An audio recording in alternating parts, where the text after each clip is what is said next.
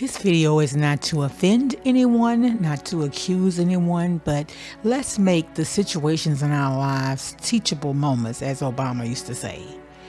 What are we to learn from this situation with Diddy? He apologized to all of his victims, and I pray that he's sincere. And I remember my pastor saying that sometimes the Lord puts you on your back because he wants you to look up. Sometimes we go through life and we have everything that the world could offer. But what are we giving up to get those things? Not our soul. So anything I say here is just coming from a place of love. Y'all know my channel is love. What do I say? Love could change people, situations, and circumstances if we let it.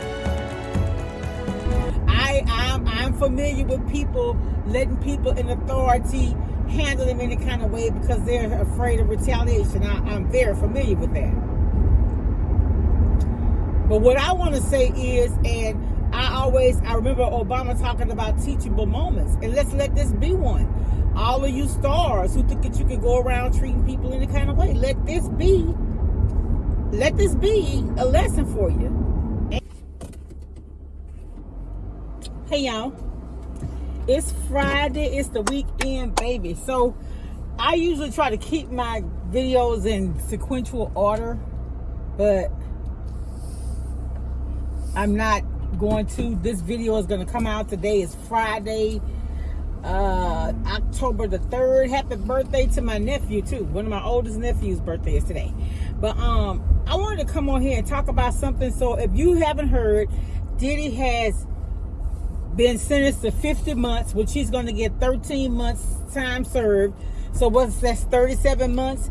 And if he end up getting good time for good behavior or whatever, they say I did it on Chat GPT. It says 7 months. So he's looking at probably 30 months in the federal penitentiary. And where he's going to go, I'm not sure. But I know a guy personally that did federal time, and he said that the federal prison, he said it was like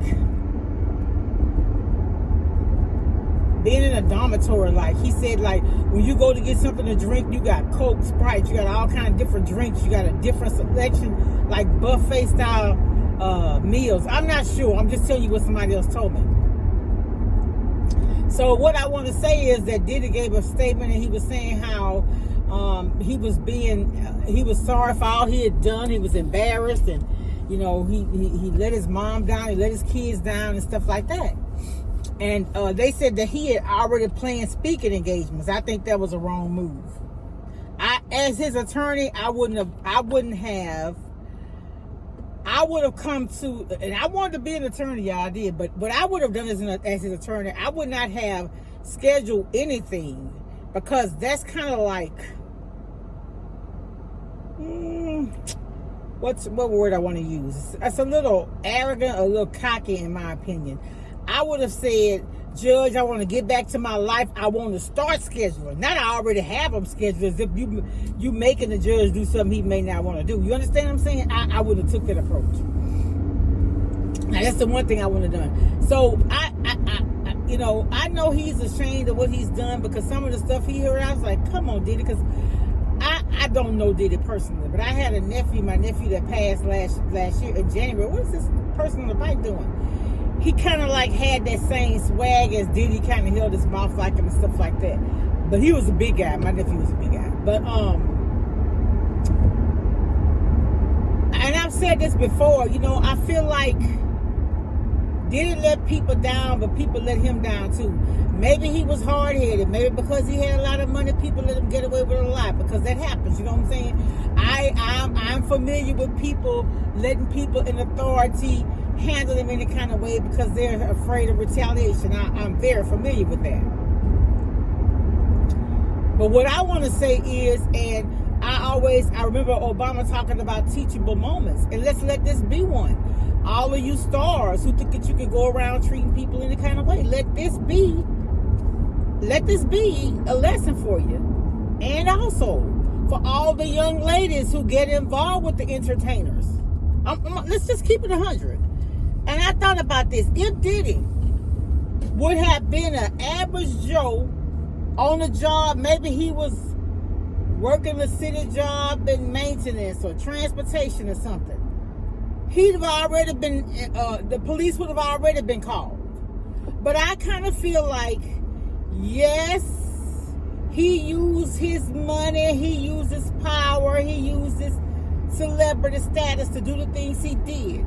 But on the other hand, some of the people who allowed him to do it were opportunists. And what I mean by that, they had something to gain from it. It appears that there were opportunities to leave and people stayed. I'm not talking about anybody in particular. I'm just saying, if you're in a situation where you get a chance to leave, don't go back. Right? So I remember one time my dad was still living and they had a basketball game and I went. And I knew that I had to be out of there by a certain time because my mom worked that night. So I guess I came out too late. My dad was gone or whatever. And I got a ride by a guy I thought was a friend. He instead of taking me home, he gonna park near stop the car and try to rub on me. I was like, take me home. So I knew that after he did that, I would never get in a car with him again. And so what I'm saying is, we have to hold ourselves accountable. If you only allow a person one time to do you that, and don't ever put yourself in that predicament again. I don't care how much power or prestige that person have.